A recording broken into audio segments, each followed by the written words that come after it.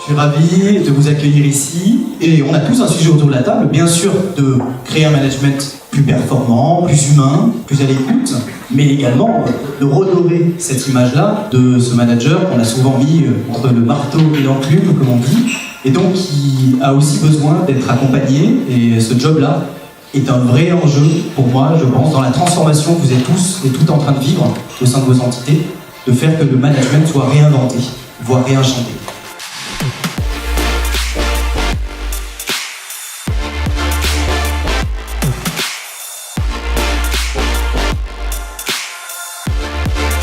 Quelque chose m'a toujours traumatisé littéralement en tant que manager, c'est quand mes équipes, et ça arrivait très souvent, venaient me voir en me disant « Gaël, comment est-ce qu'on fait pour connaître le bonheur au travail ?»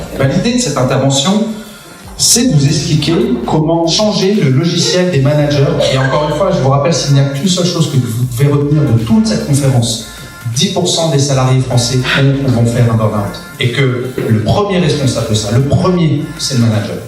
Mais donc tout ça pour dire que être heureux au travail, c'est pas la question. La question, c'est comment ça ne devient pas une souffrance et comment le management participe à ce bien-être.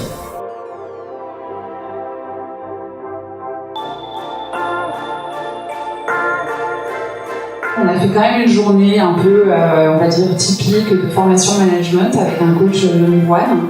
Il y en a même qui viennent nous voir en disant « Pourquoi j'étais pas dedans ?» C'est génial, ils en parlent entre eux. Donc ils sont en train de se dire « J'ai pas fait partie de la vague 1, est-ce que je vais faire partie de la vague 2 ?» En leur disant « Vous êtes aussi important que les collaborateurs, vous êtes aussi important que les clients ». Mettre le manager au centre et se dire comment on fait en sorte que son expérience, à partir du moment où on s'adresse à lui jusqu'au moment où on l'accompagne, soit simple. Un patron qui dit aujourd'hui, vous avez besoin de ça, se trompe, à mon avis. Nous, on voulait aider les gens qui avaient envie d'être aidés d'abord.